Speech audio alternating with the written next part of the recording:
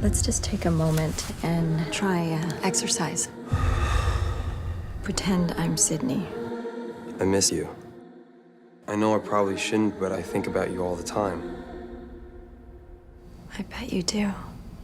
Launching on June 30th on Netflix, the Naomi Watts starring Gypsy is a non-thrilling thriller that goes nowhere and doesn't get there particularly fast, sad to say.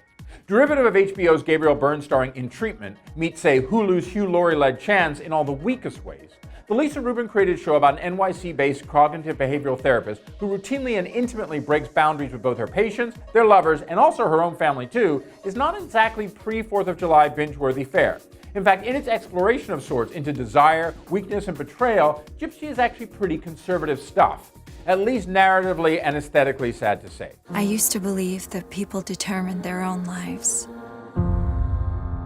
Yet there's one force more powerful than free will. Our desires. Yes, there is Watts, a deft actor who can swoop or shift from vulnerability to hard metal and every emotion in between in the swiftest and smallest of movement, like a clenched jaw.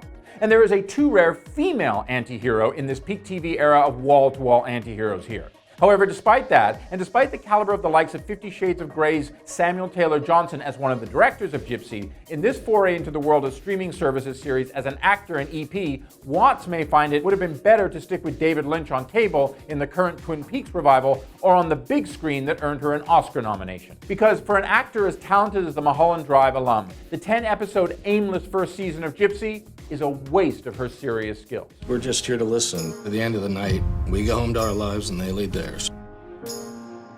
You're not getting emotionally involved again, are you? Among the dim-lit illicit moves, drugs, cracked phones, stalking, and other weak forbidden fruit in the Big Apple, Gypsy, despite a lot of texting and on-the-street calls, feels very much like a 1990s cable series, with a Stevie Nicks-sung theme song that there has to be a way to skip Ted Sarandos, because it just gets so irritating episode after episode.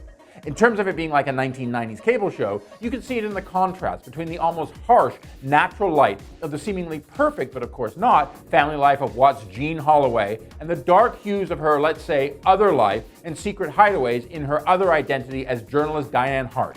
Mulholland fans will recognize the name Diane, as that was one of the names of one of Watts' characters in the 2001 film, which unfortunately Gypsy is nothing like.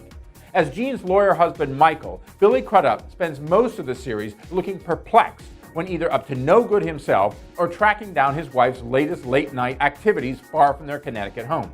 As the coffeehouse ex of a patient of Jean's and soon the lover of Diane, Sophie Cookson Sidney should be a pivotal figure in Gypsy. But even as the actor is so clearly trying to create traction in the role, the scripts, and no spoilers here, just have her going around in circles and showing up in the most heavy-handed of places. And that's really Gypsy in a nutshell.